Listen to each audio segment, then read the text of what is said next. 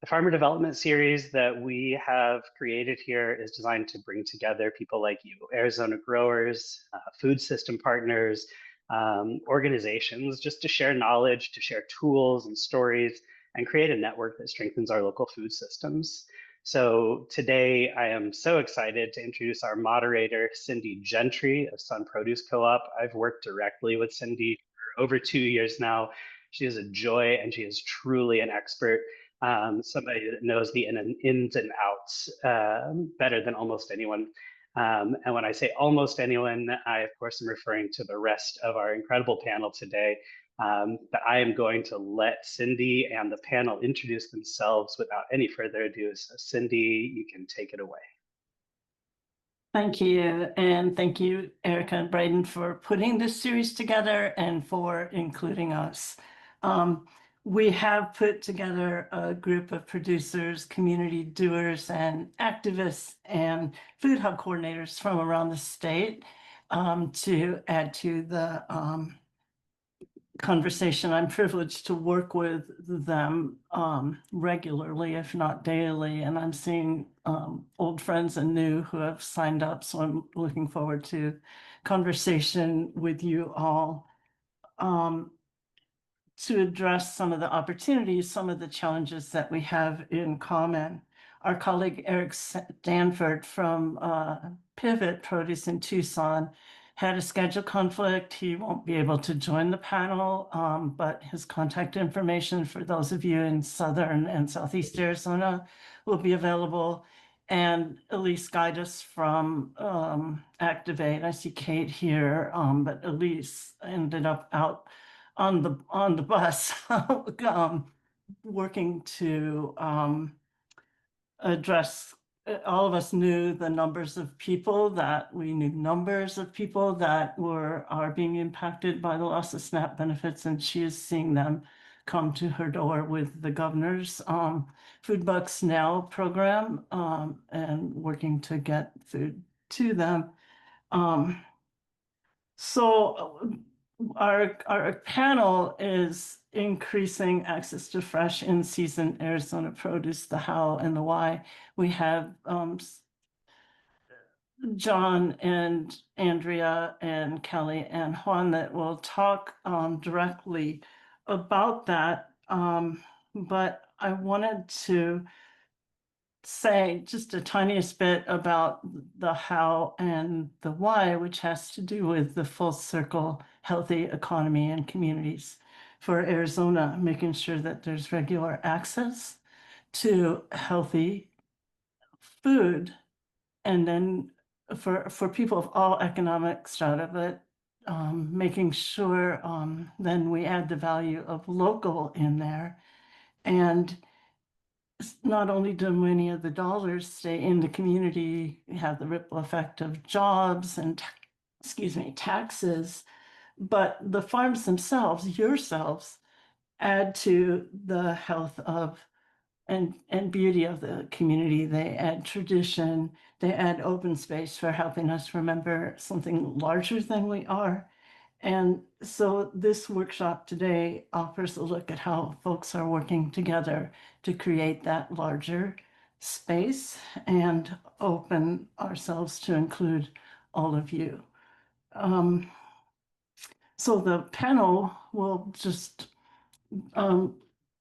introduce themselves. We're on a fast track. There's not enough time ever for all of this to happen, but I wonder, Kelly, Andrea, John, and Juan, if you'll just introduce yourselves. And then we've got some topics that Erica and Braden have kind of sorted, and some people that will talk about them. Yeah, I'll start since my picture is up there. My name's Kelly Saxer. I'm the head farmer at Agritopia Farm. I've been here at Agritopia in Gilbert for about 5.5, almost 6 years. And then prior to that, I farmed out in Pinal County in Queen Creek for about 14 years with Desert Roots Farm. So I've been doing this a while. And I absolutely love it. I love the market farming concept. And one of the reasons is it's like a full circle moment. I love the fact that I can grow the food, start it from seed, work with my crew to really raise it, and then take it directly to the people who want it and need it. So we operate a CSA program.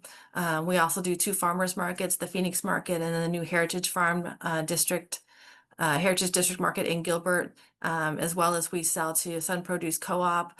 We have contracts with the Arizona Food Bank Network, and other restaurants around the valley. So I just love the idea that we can go literally from seed to table, and there's not many jobs where you get to do that. So I feel blessed to be able to do that, and I'm happy to be here to talk with you all and answer any questions.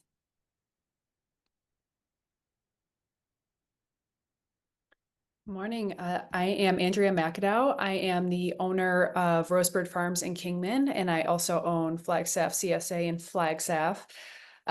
We are a small farm. We have about 12 greenhouses, and we also do a lot of aggregation and distribution, mainly throughout northern Arizona, and connect with the food hubs down in Phoenix and Tucson as well. And yeah, we got started in order to start connecting people with local food. There wasn't really much of a local food here, and specifically in Mojave County. So we wanted to bring that to our area, and we work with retail. We do home delivery. We do food banks, and we do some local food distributions too.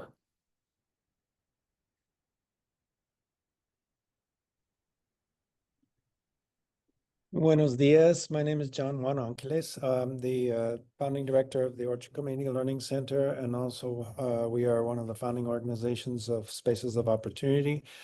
And in South Phoenix is the focus of our work, where we're working to move from food deserts to desert food. That's both a literal comment and a political one. I think our work is largely, even though we're farming on a small scale as the Orchard Community Learning Center, the space is on 19 acres with about 16 to 19 small growers. Our work is really in systems change and advocacy for action around food systems in the full circle that Cindy mentioned.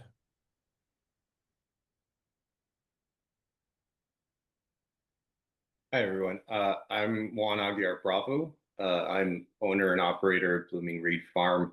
We're a small farm in Paulden, Arizona. We've been operating for about 5 years now. We kind of started in the whole, the big part of COVID and stuff. So ever since the start of our farm, it's kind of just been adapting every year and figuring out kind of where I can fit in. And myself and our farm is kind of proof of we just kind of stumbled into all of this. When we started farming, it was kind of a choice of let's see if we can do this. It looks like a fun idea. And it just very quickly turned into a hard conquest. But I love the work.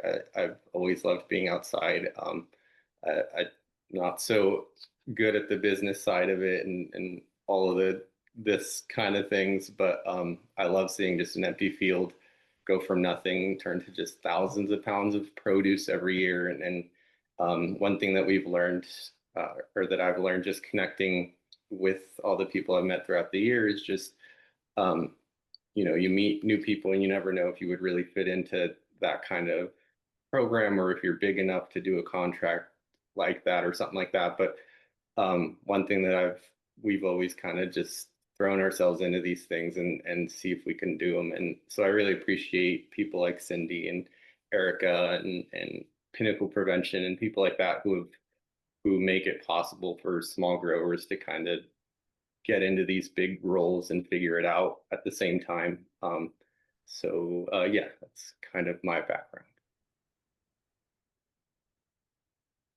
Thank you, and thanks for these gorgeous slides. That's Eric, and he's not dead, although because his eyes are open, you can see it. And so he's what well, the idea of a food hub is all of us tried to figure out how we were going to we wanted to buy from farmers and we wanted to sell to customers. And so we ended up figuring out how we could collect from the farmers. Eric and Andrea do a good job of planning what their farmers grow. And we ended up in the middle between the farmers and the consumers. And so I end up spending a lot of my time, excuse me, talking about trucks and cantaloupes and things, and trying to support small farms so that they can stay on the land doing what they do best, which is farm. And we end up moving the produce, and we have great partners in Pivot and great partners in Rosebird. And we're, excuse me, working that because they're in different growing zones, we work to ensure that there's kind of a year-round supply of volume and variety of food. There are burgeoning food hubs, baby food hubs, starting in different parts of the state. And our great hope is to open this conversation up so that we can kind of streamline our operations so that we can get more food out to underserved areas and get more food. We know there's a lot of food in the fields that doesn't have a home, and try to figure out customers for that.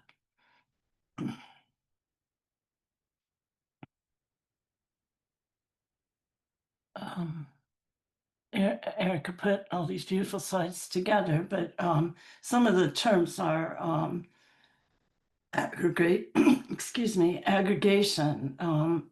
That means the farmers tell us what we have. We go out and get it based on people who order it, and then we bring it to the people that order it. And it sounds simple. It ends up having layers of complexity that involve how you keep food affordable and how you also keep your trucks on the road and pay your staff and keep things moving and do more.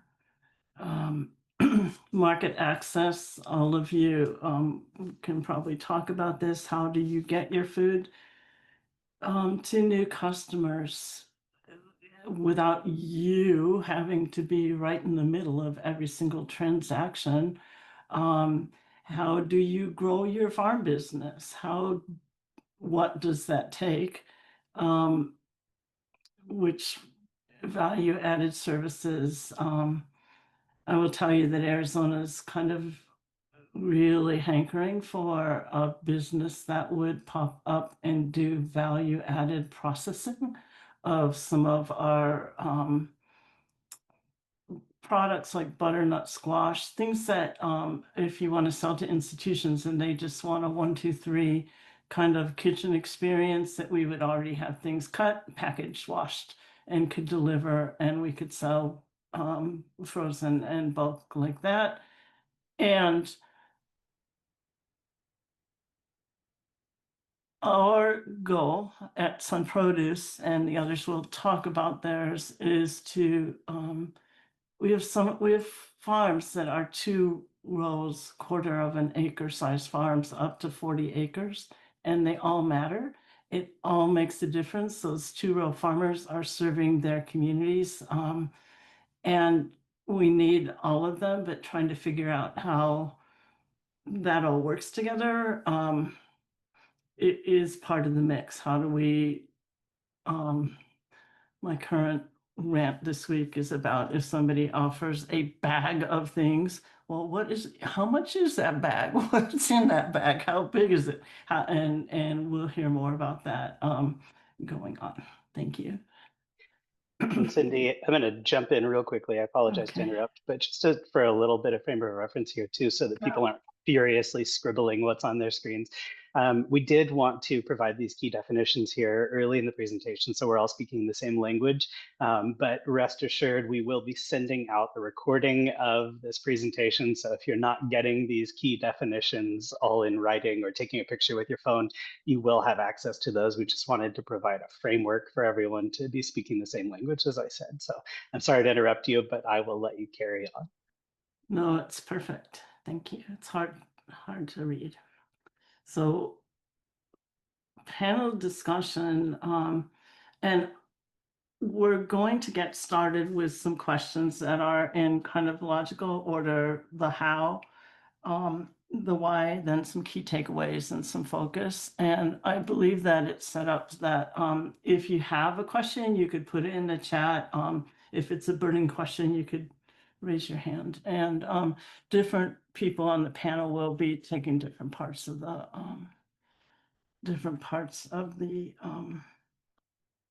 conversation. One of the questions, Andrea, I wondered, because Elise isn't here, what are one or two, you touched on this already, but what are one or two specific ways that you're making Arizona grown food more available in your community? Yeah, so we up in Mojave County don't have a whole lot of small farmers. We have a handful that we work directly with. But we are working with some produce and Pivot and all of their farmers to bring more variety up, and managing sort of the logistics side of it, so people don't all have to get in their cars and drive down to Phoenix to pick up produce. We do online delivery, so we can, take things right to people's homes. And we also make things available in a retail format, open 7 days a week. So we try to make things as convenient as possible for people so that they aren't having to completely change their life in order to shop locally.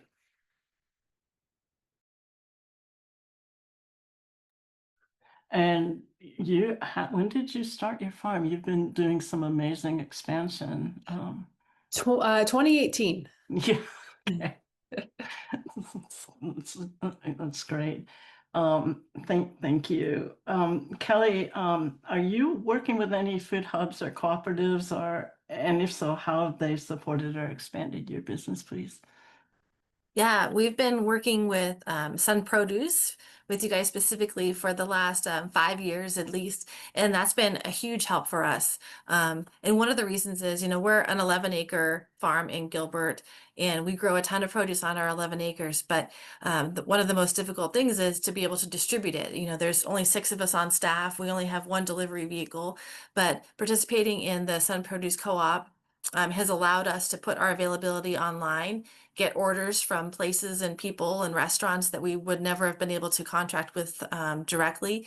We get a single order from Sun Produce once or twice a week. We harvest it all in a very efficient way. They come pick up the order and then they do the distribution for us. And that's allowed us to send our produce outside of Maricopa County all the way down to Tucson, up to Rosebud, up north, and everywhere in between. And I just think it's amazing. It's allowed us to access more customers. It's allowed us to spread our food throughout the state a lot better, and it's been huge in allowing us to increase our business and just our number of customers.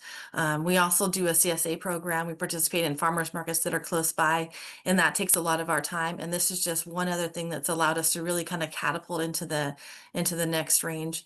And over the years, I will say too, I've been able to kind of adapt what we plant based on what I've seen the needs are of the co-op and its customers.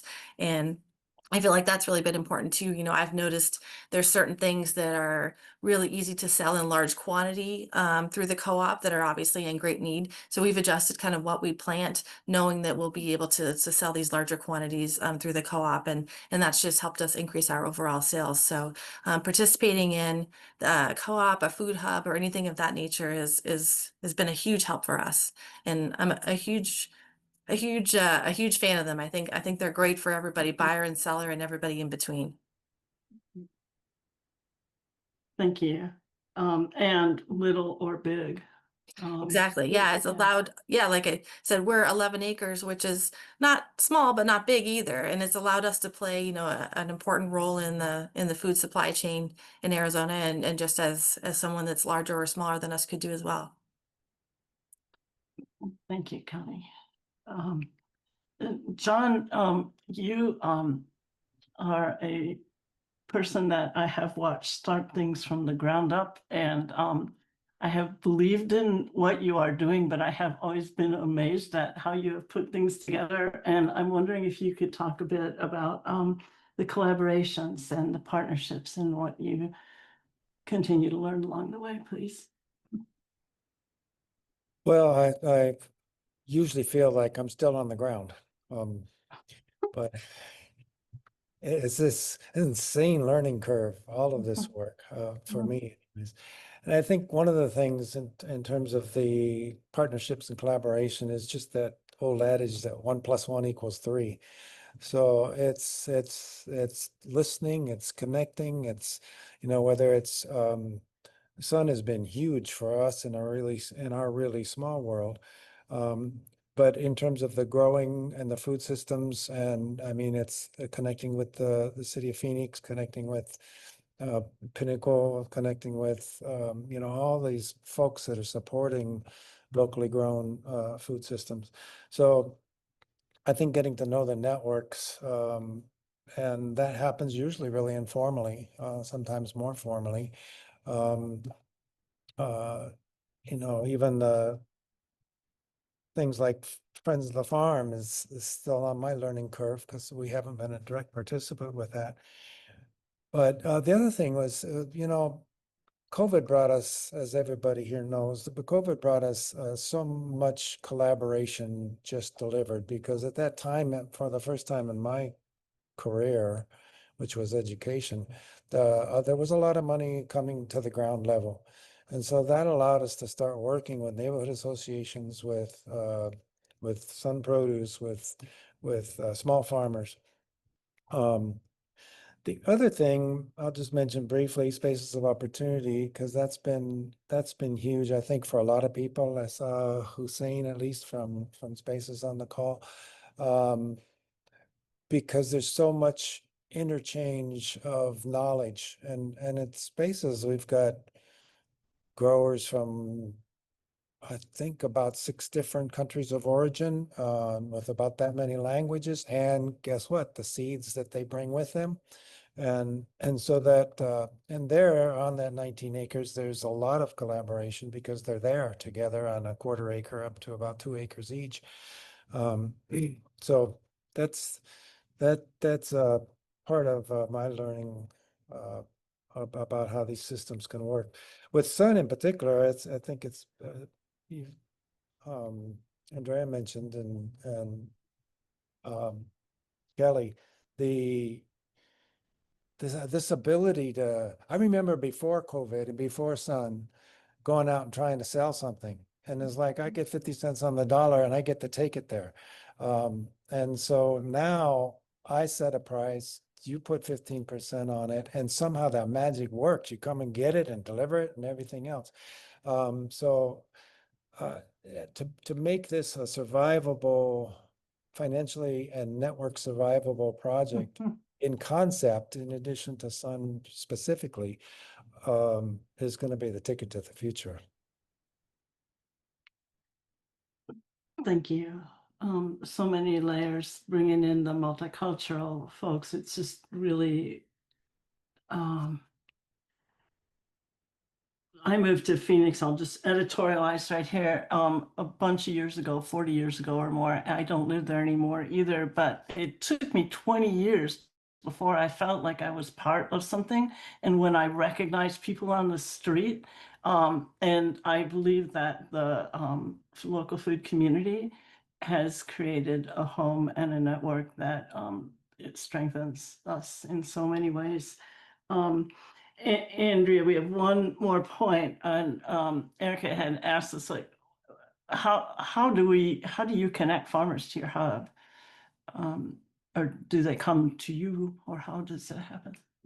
Yeah, most of the time I people reach out to me. Mhm. I in the past had, I'll see someone online or just, happen to come across them in the market or whatever like that, and we'll connect. But most of the time now, after being established for a couple of years, people will reach out to us, and just be looking for a different way to get their product out there and hopefully make it a little bit easier on themselves. And it's not hard.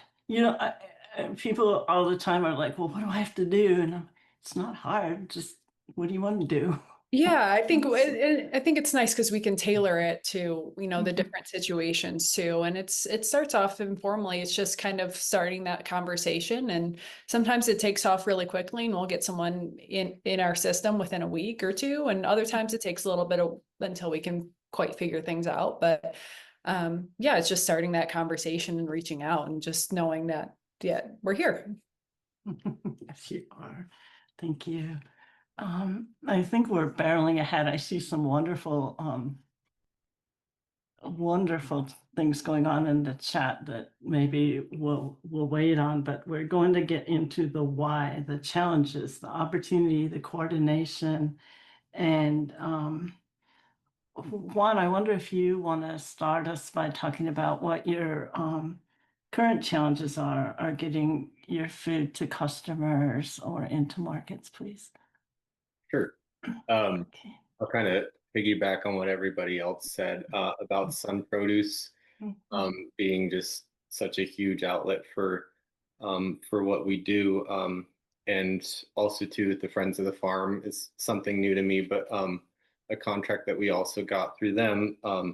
So we've been able to find those avenues, but I think the biggest barrier for us getting to that, again, just most of the operation is just me. And so finding the balance between being in the field growing all this stuff and being in these meetings and doing stuff like that is, I think, one of the hardest parts of being a farmer, because you can focus on growing all the produce you want and make it as great and healthy and beautiful as possible. But if it's sitting in the field, it does you no good. So really just being flexible and learning, again, that having relationships and building trust with these people and different organizations, you never know when someone's going to call you. Like one example I have is I don't Rebecca Serrato's. She's been a big help with like Prescott Farmers Market, Manzanita Outreach, a bunch of different organizations. But she just called me earlier in the week and asked if I could make a last minute delivery down to Tucson, just to try and spend up some of this SNAP money that's going to go away. And I was just like, okay, sure, I'll put off my, because I've got like planting and other stuff to do in the field, but I know that this opportunity, it might not financially be like the biggest opportunity, but I know that in terms of what it's doing and accomplishing, it's worth making that connection and keeping that relationship. And I'm going down to Tucson to meet somebody named Jen, who I've never met, and Rebecca knows her. But then again, there's going to be that new connection between me and her, and hopefully that opens something else up. And so that's really kind of how I've gone about it, is just always trying to find those relationships, because that's the biggest obstacle, is knowing how, just myself, how do I get this product out? And there's people there that can help. So true. And Kelly, I wonder if you have anything to add, please. Yeah, I kind of mirror what Juan said, and I agree. To be a farmer means you have to wear a lot of hats. It's not just growing the produce and doing a good job at that, but you've got to sell the produce, you've got to market it, you've got to make those connections with other people.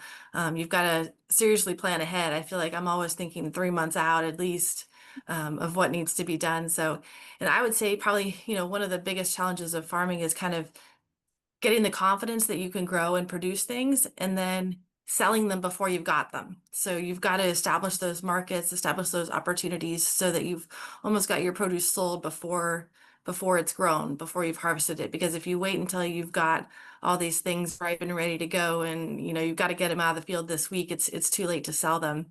And so I think that's one of the nice things about establishing different relationships with different avenues for selling. So, we've got a CSA that allows us some kind of consistent revenue and to efficiently harvest what we need to service the CSA. Being part of a co-op like Sun Produce allows us to list our availability. I can think, several weeks ahead. I know what's coming on. I can list the availability, get that sold before I'm in a situation where it's too late. So that's helped us hugely, and being able to adjust our availability weekly, kind of put things on as they come and go and fade away. That's helped us be really efficient with our harvest and kind of make the most of it. And then, farmers markets are another way to be able to kind of take what you've got in the moment. And then the food bank contract has been, we have a contract with the Arizona Food Bank Network, the Friends of the Farm program, and that's allowed us to, it's been a year-long contract that's really allowed us to plan well, to know that we've got to meet this certain amount of boxes that we're providing to meet our contract, and to be able to plan for that and kind of staff for that, know what's required to harvest and deliver and do all that. So I think kind of having a little bit of everything helps kind of make it easier to meet your financial goals, and also have places to send your produce. So with the help of all these different community sources. So, yeah. was it, do you have Can I something to jump in add? there, Cindy, too? Yeah, oh, yes. I think, and I'm somewhere in this learning curve of the challenges of getting everything that you were just talking about, Kelly. But as I look at, as I look at other growers, particularly in the small farm or the context of something like Spaces of Opportunity, most people there have experience growing, but most people there don't have experience marketing. And so everybody's trying to well, marketing and everything in between. But so, I can think of more than one, but I'm thinking right now of one person in particular who's an incredible grower. But there isn't, there's a challenge of having a system where you, that's coordinated, that helps people get over that. And because if you go out to hire it, you can afford that. If you don't know what to do, you don't know what to do. So it's kind of like one grower at a time trying to put it together. So to me, that's a challenge. I'm speaking not just for us, but for others, of how to bridge that, everything that Kelly was just talking about, because that's huge. And a number of skill sets that are frankly challenges for us, and I know for others. Yeah. Yeah, it really is. And I don't think this is unique to farming. I think there are plenty of businesses where, someone's really good at painting houses, but not really good at running their business. So it's definitely a challenge. Yeah, and just time wise as well. But I think, using some of these sources that, the co-op is great in terms of, all I need to do is list my availability every week, and then they'll do the marketing and the selling for me and send me my list, and I can do that. So that's one step that's really huge. Putting some time into getting a contract or something kind of ahead of time, where you can have that sale done and now just focus on delivery and production. But you're right, it's definitely a challenge. Andrea, do you have anything you want to add on that one? Are we Yeah, good? I think there are different roles to play in our food system, and if we're all trying to do the same things, that's a lot of wasted effort. So I think having these different food hubs where we can all focus on where we're good at, and also be able to know our unique community and what their needs are, and then just fill in. Because I mean, like, I'm a decent grower, I'm not a fantastic grower, and I don't have a whole lot of space to grow on. So being able to be like, okay, someone else is a million times better growing cabbage, and I can just buy it from them and I don't have to figure it out. That's such a more efficient system than us all having to be amazing at everything. So But your flowers are amazing. that's what I enjoy doing too. So I'm glad I can buy stuff from other people so I can grow my flowers. Thank you. And so I'm gonna come back to Juan. I wondered, what opportunities do you see for emerging farms, food hubs, and local organizations? And I know we touched on some of this in the last conversation, but I bet there's more. Sure. So one of the had a little trouble with the question because one of the things that we've kind of been building around and kind of growing around is a lot of the recent grants and opportunities that have been available for farmers. But now a lot of that is going away next year. Right. But the more I had sat and thought about it, and even just hearing these conversations, the opportunities that are now coming from that is the fact that that brought a lot of us together and opened up a whole new level of coordination and all that. And that is, it seems like that is sticking around and growing coming out of that. And so I think that's where the opportunity is now that people, or I guess in my opinion, now that we kind of see that the money is gone, we're trying to figure out how do we keep this going so that, you know, farmers and all these organizations like the aggregators and distributors, so that it doesn't end up just kind of all crumbling and collapsing again. So I think the opportunity is in connections now, in finding, like Andrea said, finding where you make sense in the system, because we don't all have to do all of it. We just, whatever you can do best, you know, or even seasonally, like where we're at in the north, like right now, I know that I can kind of supply a little bit of an extra time for people down south in Phoenix that don't really have anything right now because their season is starting. And so like just figuring out those things of learning where you can fit, there's plenty of opportunity right now to fill holes and to just make existing systems bigger. I love it. Thank you. Coordinating, collaborating, excuse me, and leveraging in communities is where we're at. I know that we should talk about forward contracting, and I know that we should figure out some new markets, but we can do that together. I super appreciate the affirmation. Let me see here. And you touched on this the tiniest bit, and we'll start with, and Andrea, do you see the benefits or the challenges in building stronger local or regional coordination among food hubs? Oh yeah, benefits abound.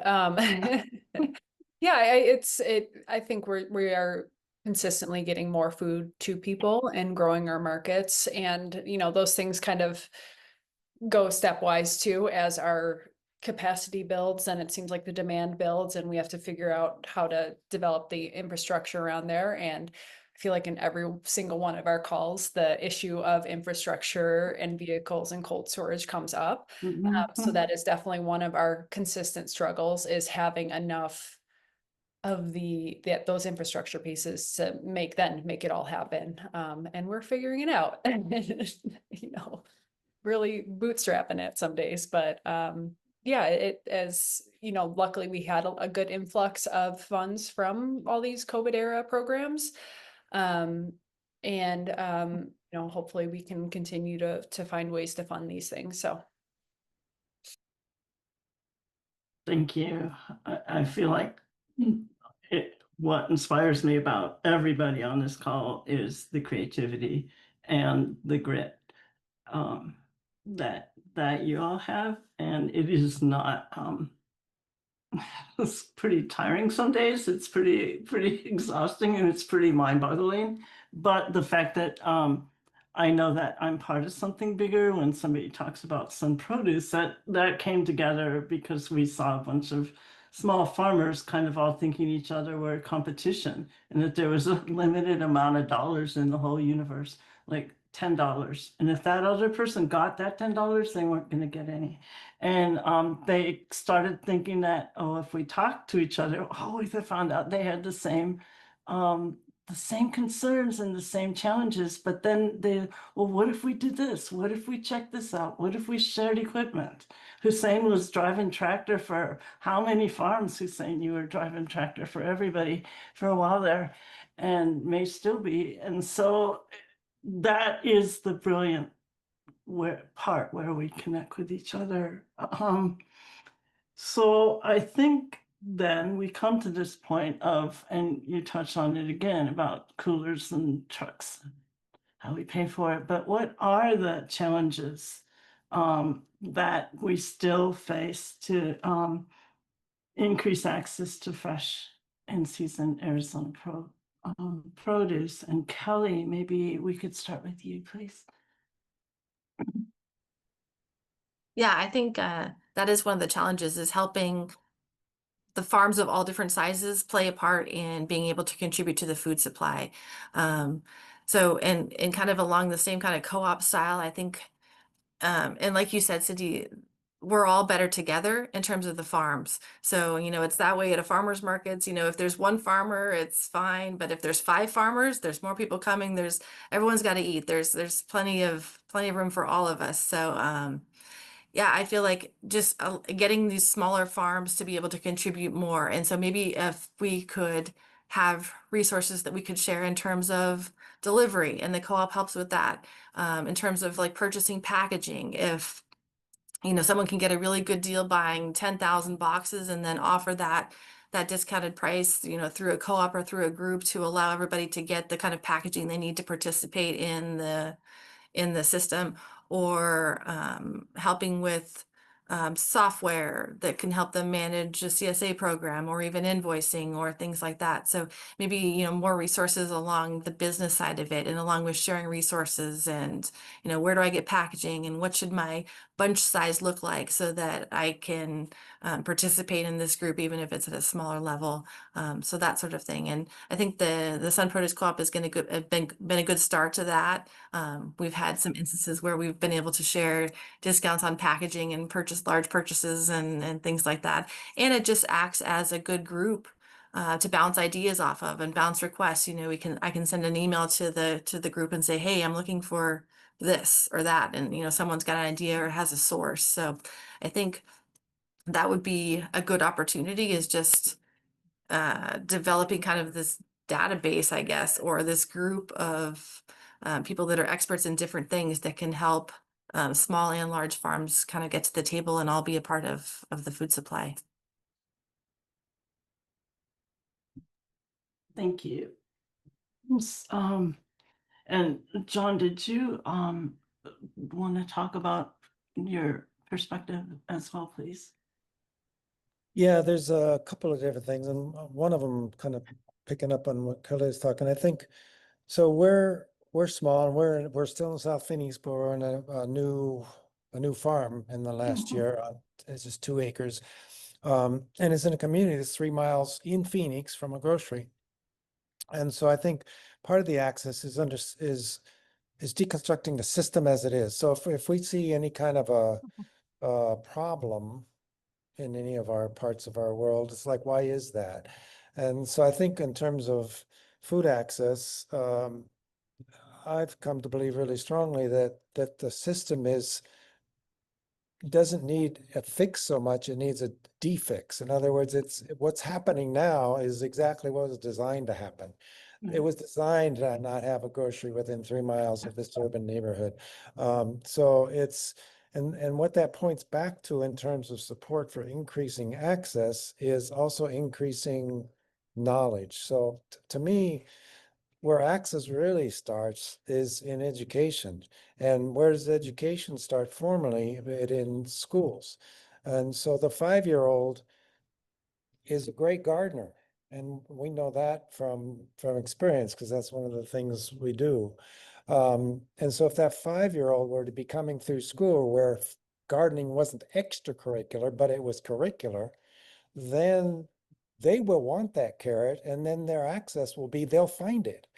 So I think that's one big systems issue and it's just hard to carve into that, because school systems are also designed to be what they are.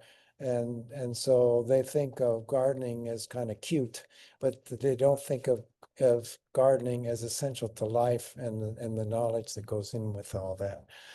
The other thing I'm beginning to think of, so we just plugged in 2 10 by 20 walk-in coolers, and we're working on designing a small corner store to answer everything not everything, to answer one little tiny piece of what I was just talking about. But I'm thinking of also kind of like figuring out how to be a mini hub within this hub, within Sun Produce. So if somebody's growing some produce across the street in their backyard and I see that it's food safety handled, then we've got a cooler that it can go into.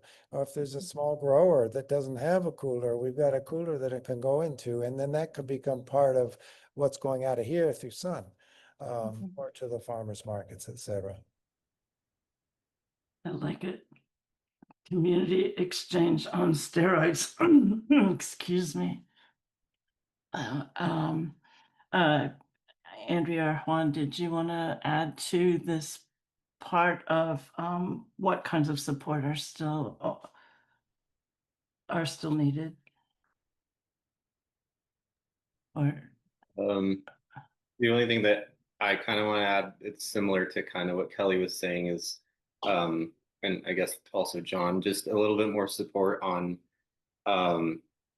knowing what, I guess, like not qualifications, but like one of the things that I learned about when applying for Friends of the Farm was food safety plan and things like that. And so just helping farmers understand that that's not as scary as it sounds, and it's something that you can easily come up with, and just being made aware of opportunities to get certifications. Like I did my FSMA certification a long time ago, but I've always wanted to do the GIP gap, but just have never known how to get into that or how to do it. And so that's like one of the things that I still just don't know how to do. And so more help with those kind of things so farmers know they're doing things right and don't feel like we're doing things the wrong way, or maybe we can't apply for a contract or something because we don't know how to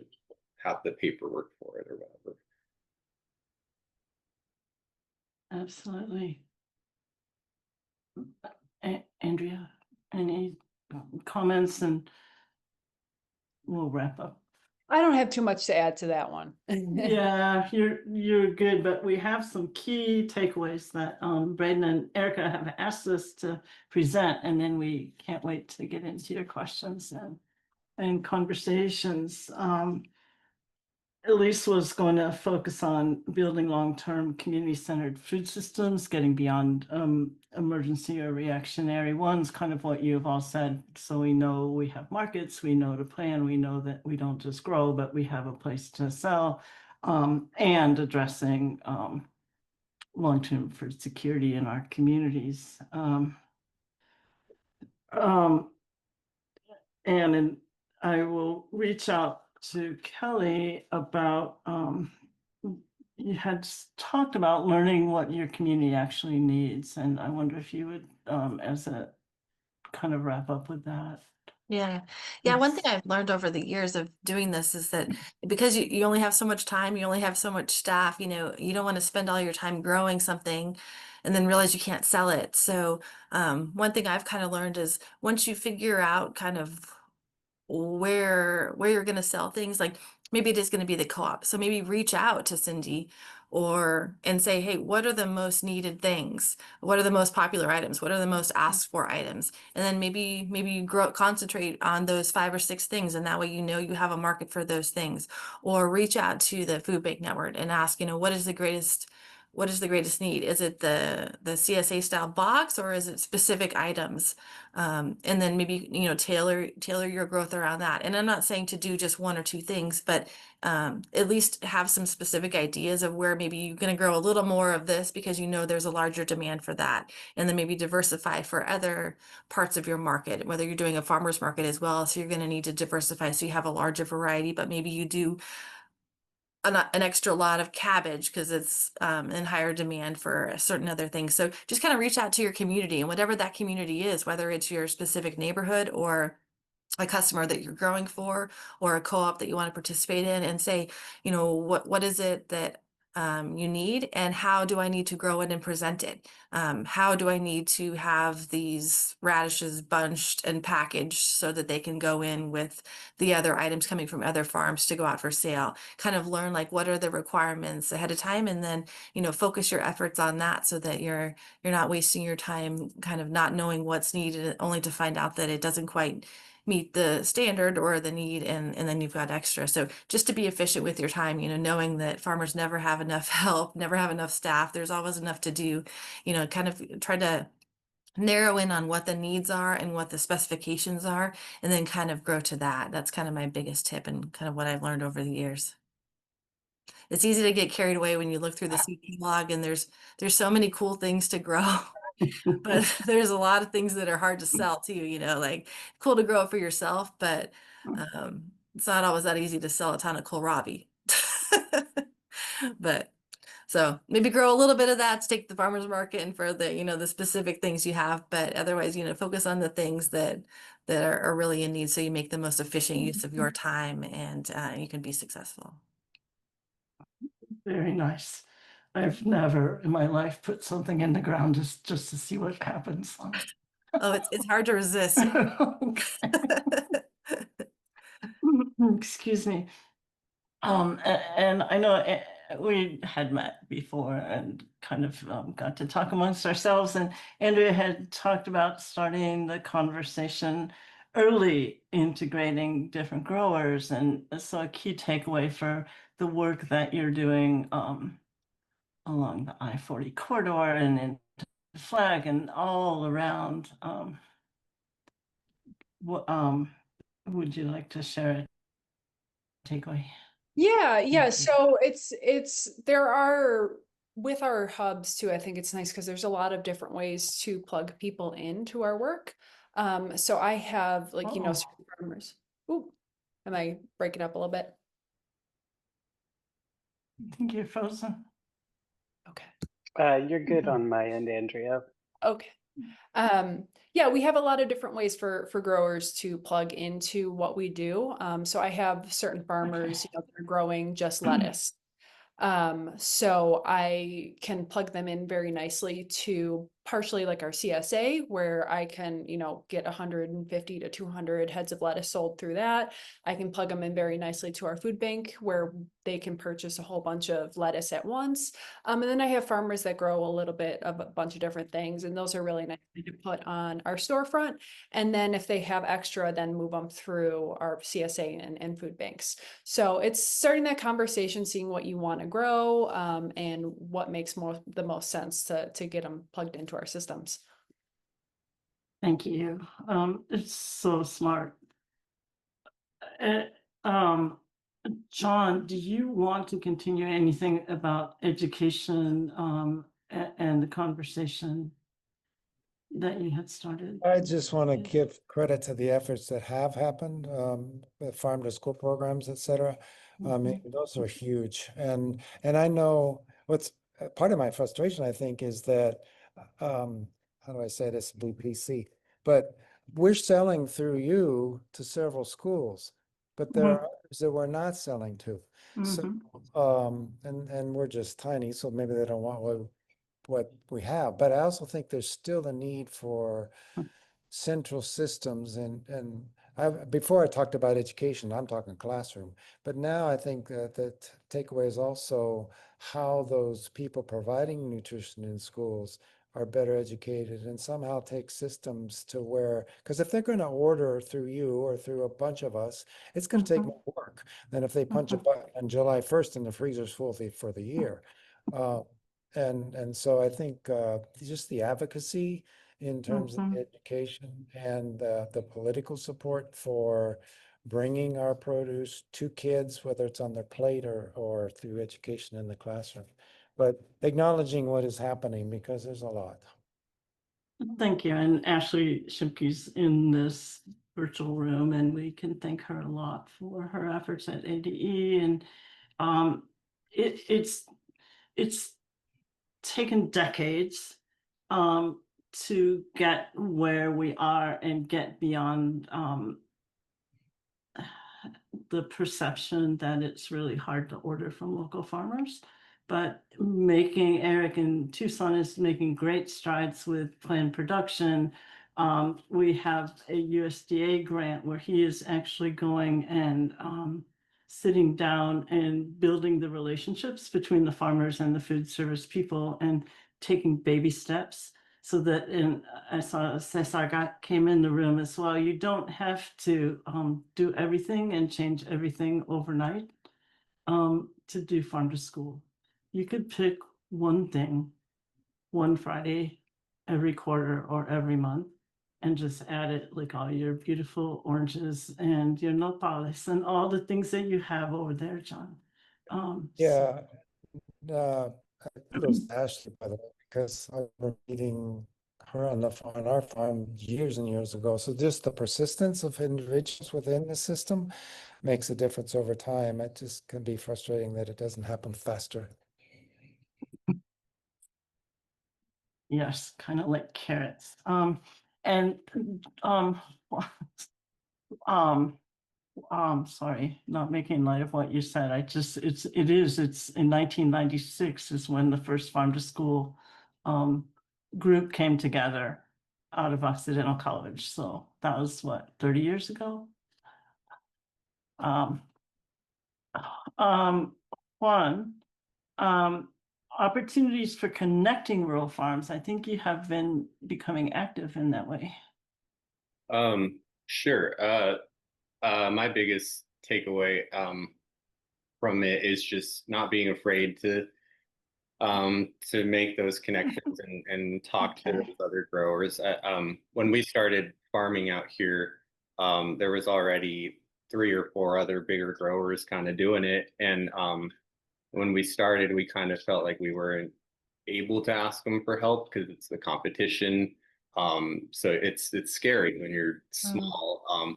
But I think just breaking past that, we've built lots of good relationships with all the farmers and growers around us, and continue to kind of push to make more relationships happen. And so I think my biggest takeaway is just knowing, like, it doesn't matter big or small, the size of your farm, there's a place for you in the food system, and there's plenty of people along the way that can help you find where you would fit in.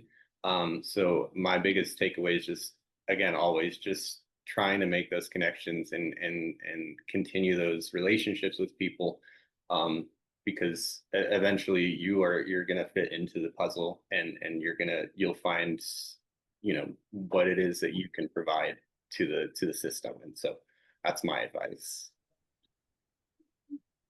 Couldn't have been better to wrap up. I think we just have a few more minutes to reach out to the panel to say what kind of change would you most hope to see that you may have not talked about in Arizona's local food system over the next few years, please. And anybody could just jump in.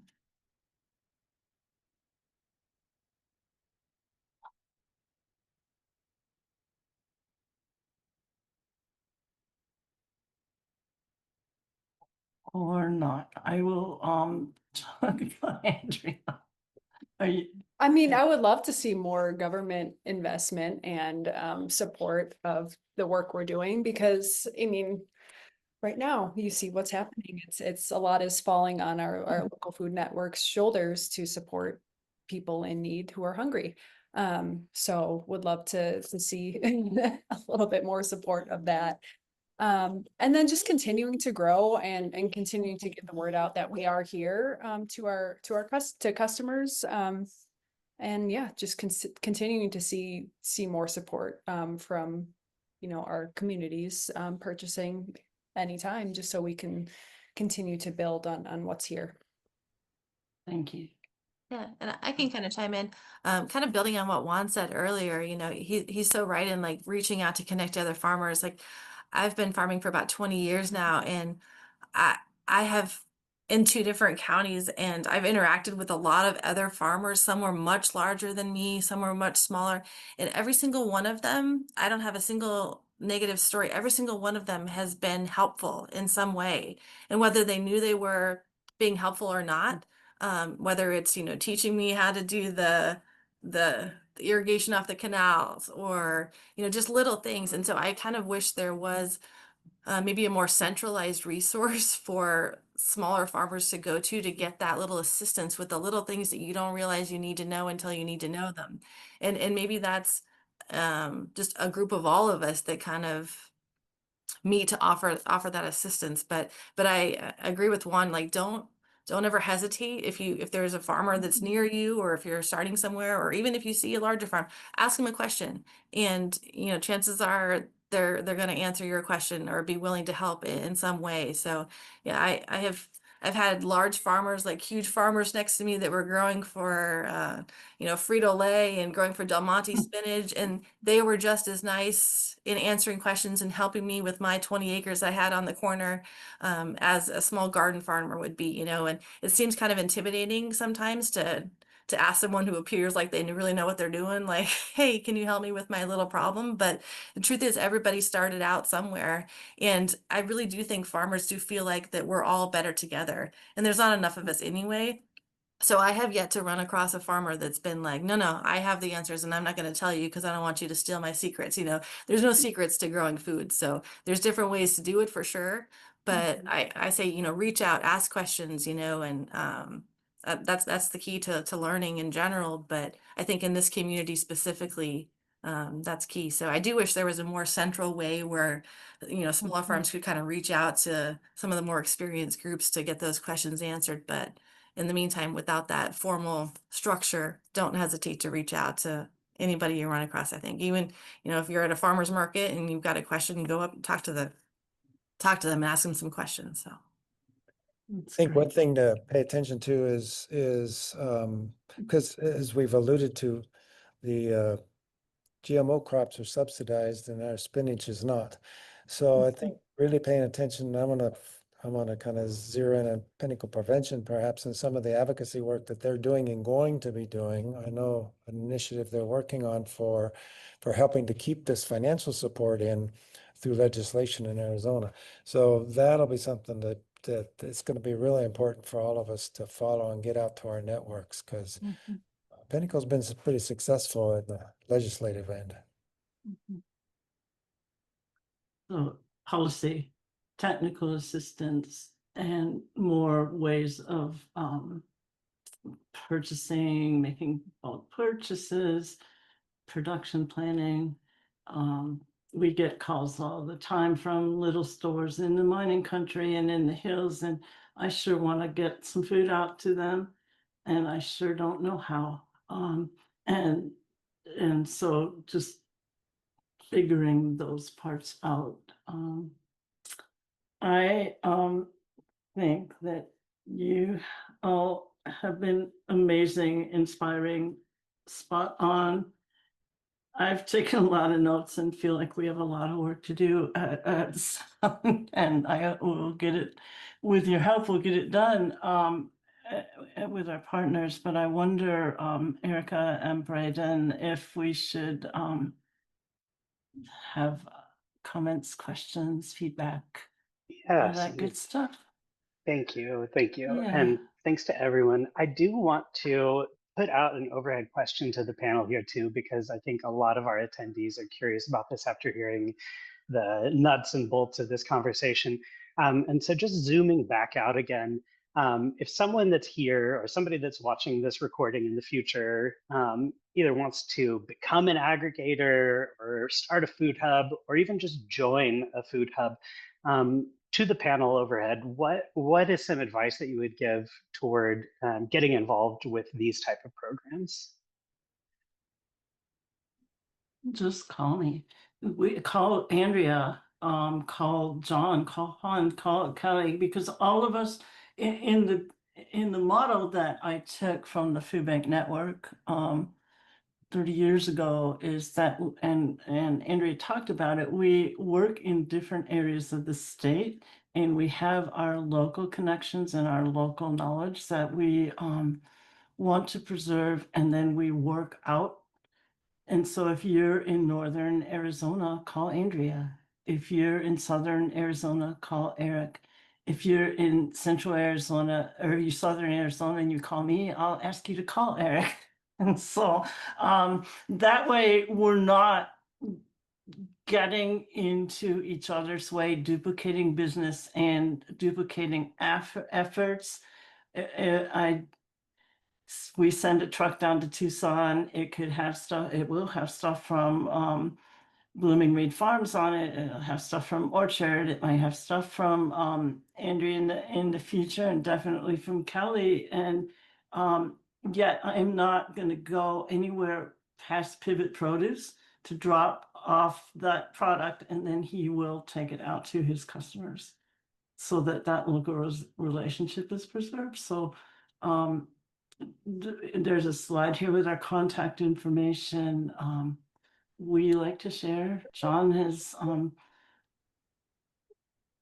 I can't wait to see him doing more food hubbing in South Phoenix and with us. And so I think just call us. We don't make it hard. We want to do it with you.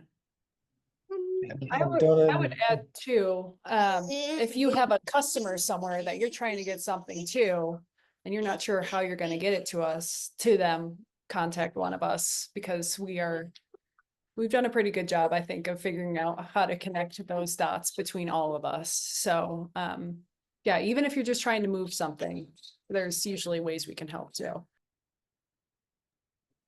Certainly underscore Cindy's time and knowledge and work with this particular project, because she knows just about everybody that knows something. Even if I don't know it, right? Thank you, because of being a nosy person. But we have we have relays. We bring orders up to Whipstone Farm in Paulden. We lay it in their cooler, and pretty soon in their new cooler.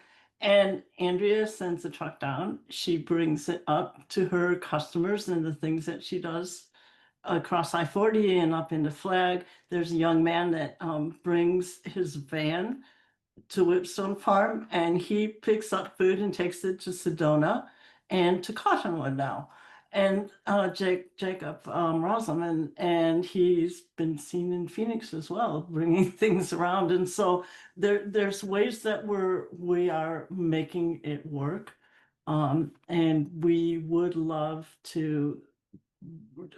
You go to Andrew, you go to Lake Havasu and Bullhead as well.